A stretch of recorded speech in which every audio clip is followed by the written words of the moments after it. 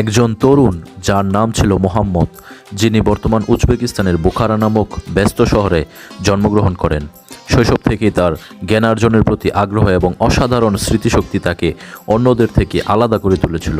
বয়স বাড়ার সঙ্গে সঙ্গে জ্ঞানের প্রতি তার তৃষ্ণা আরও বেড়ে যায়, বিশেষত নবী মোহাম্মদ সাল্লাল্লাহু আলাইহি সাল্লামের বাণী ও কার্যকলাপ সম্পর্কে। 16 বছর বয়সে মোহাম্মদ মক্কায় চলে যান এবং পরবর্তী 16 বছর তিনি ইসলামী বিশ্বের বিভিন্ন জায়গায় ভ্রমণ করেন। তিনি নবী মোহাম্মদ সাল্লাল্লাহু আলাইহি সাল্লাম সম্পর্কে গল্প ও বাণী সংগ্রহ করেন। তবে শুধুমাত্র সংগ্রহ করেই সন্তুষ্ট হননি।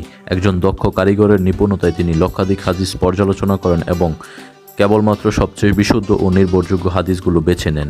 তার শ্রেষ্ঠ রচনা সহিহ বুখারী ইসলামী জ্ঞানের একটি অমূল্য ভাণ্ডার হয়ে ওঠে, যা সুন্নি মুসলমানদের কাছে কোরআনের পরে দ্বিতীয় গুরুত্বপূর্ণ গ্রন্থ হিসাবে বিবেচিত। তবে জীবনের শেষ প্রান্তে স্থানীয় গভর্নরের সঙ্গে